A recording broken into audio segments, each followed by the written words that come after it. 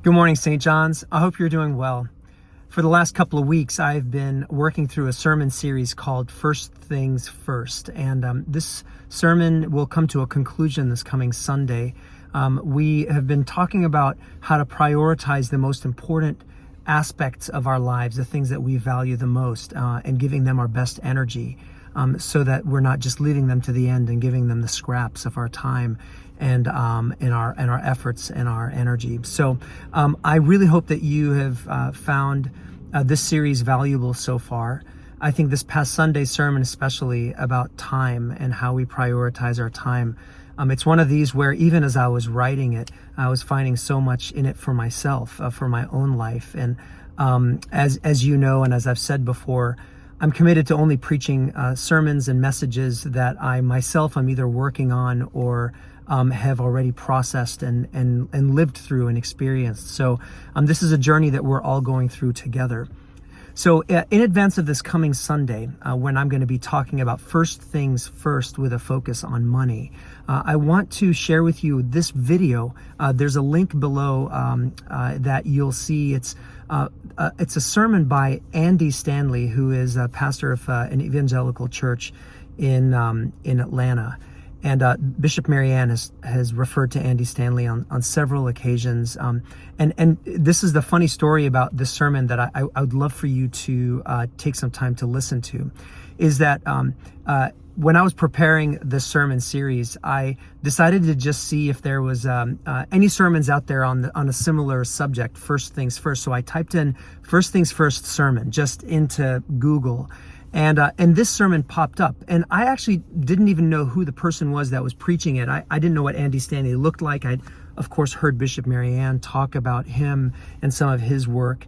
But so I was listening to this sermon, and it happened to be about, it was a series that Stanley had done, a preaching series, 3-sermon series back in 2018. And this was the third part.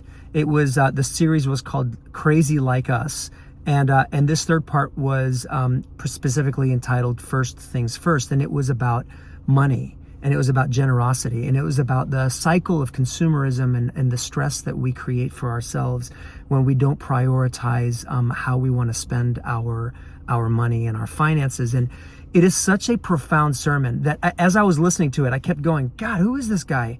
I've got to let my church listen to this. St. John's has to hear this sermon. And then by the end of it, I looked him up and I was like, oh my gosh, it's Andy Stanley, of course. So I'd really love to invite you. It's about 40 minutes. Yes, much longer than my sermons, even though some of you might feel like my sermons are pretty long. And it is so profound, and it's right on. I feel like our culture has so much to benefit from a sermon like this. But especially us, those of us who are journeying in the direction of really, who are willing to make changes in our lives so that we can experience the most of life and live truly abundant lives. So I commend this sermon to you. Please take a moment, click on the link, and even if you're doing something else, maybe you're in the kitchen making a meal or you're driving into work, something, just put it on and listen to it and just soak it in. And then this coming Sunday, I'm going to talk a little bit more about first things first in relation to money. And just a reminder, we are in our pledge season as a church. And as I mentioned a couple of weeks ago, pledging and stewardship is so much more than just dollars and cents. It's truly the most important pledge we can make is putting first things first in our lives. And money is an aspect of that, and how we choose to use our money. And so I hope that as we continue to journey together, that you are finding yourself growing and stretching, and that we are continuing to give God our best.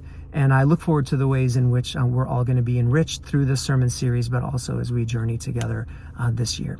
God bless you, St. John's. Thank you for being the church that you are. It's an inspiration to me and to so many others who know about us and our wonderful work as a church.